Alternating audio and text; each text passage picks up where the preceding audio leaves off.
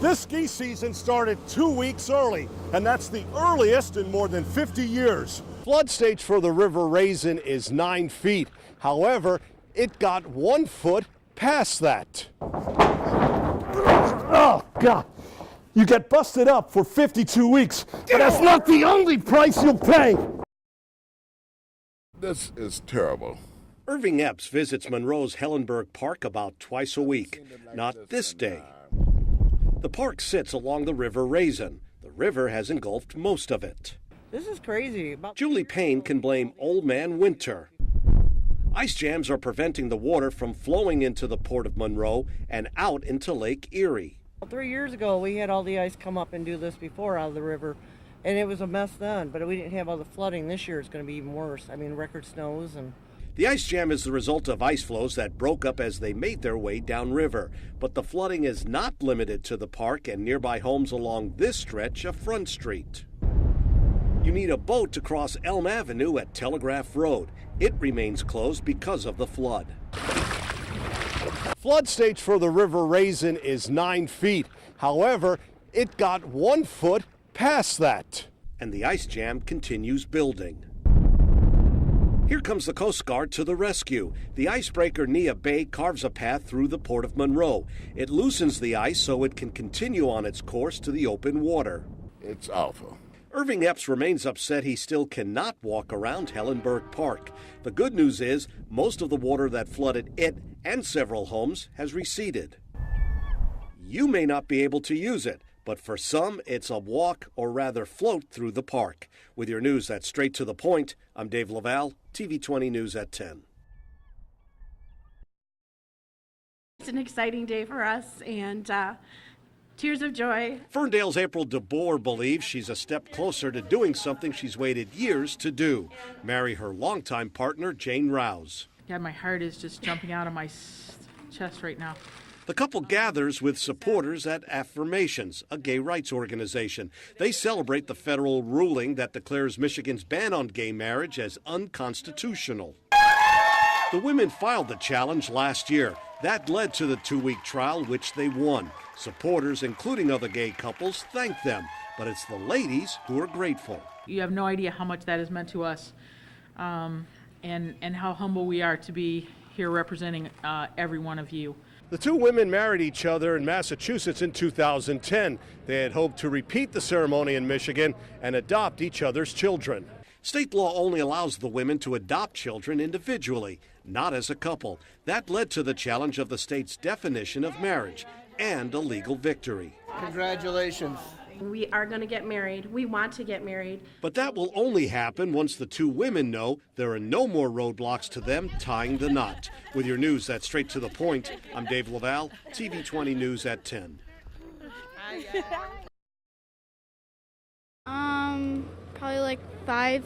That's how many times South Lyons' Connor McCollum has hit the slopes this season. This day finds him and friends at Mount Holly Ski Resort. It's been really cold outside. McCollum is not the only one who shares the view that's put a slight chill on an industry that thrives on winter. We haven't had to make snow for over a month. Mark Tibbetts runs Mount Holly. The resort has everything skiers and snowboarders crave. 7 lifts take you to the 19 trails that cover 105 acres. That includes new terrain parks where you can test your skills. This one will be a good season. It won't be a record season, but it will be a very, very good season. This ski season started 2 weeks early, and that's the earliest in more than 50 years. Add in one of the snowiest winters, and it has the makings of one of the industry's best seasons. Yet many in it believe something foul is taking place at Michigan's 50 ski areas. Attendance at Mount Holly is up just 2% this season compared to a year ago, and that equals the statewide average. Old Man Winter is getting most of the blame by the industry for putting a freeze on what should be higher numbers. That's due to brutally cold wind chills this season. It seemed to be the only news for days at a time. And eventually people just became convinced that it was too cold to go skiing.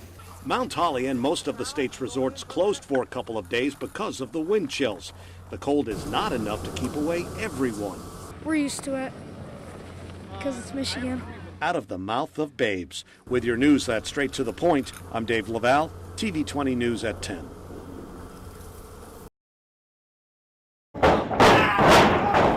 Keith Sweat is not having a good day. It seems like everyone wants a piece of him. Hey, come on now, you gotta give me a clean break. Out of the ropes, let's go. One. Sweat is training for his night job. He's known the rest of the time as Mark Ross. I mean, I've been a fan since I was 8. Which is why Ross is among the students at Port Huron's Blue Water Championship Academy. So, if I'm your size, you keep right in underneath like this. Right. Andrew Darcy reopened his wrestling school after a 6-year hiatus. The former pro wrestler is ready again to teach students about what he knows regarding the squared circle. A lot of pain. But Darcy is serious when it comes to teaching professional wrestling. He admits it takes a special person to step into the ring. Someone who has athletic ability, someone who has the drive, will, and determination to succeed. You can't come in here only going 40%. And you don't have to be a man. Hey, come on now, Hannah, give me a broke break. Let's go. One. Hannah Geyer shows she can hold her own with her male classmates. Well, it's definitely hard. That's one thing for sure. Oh, God.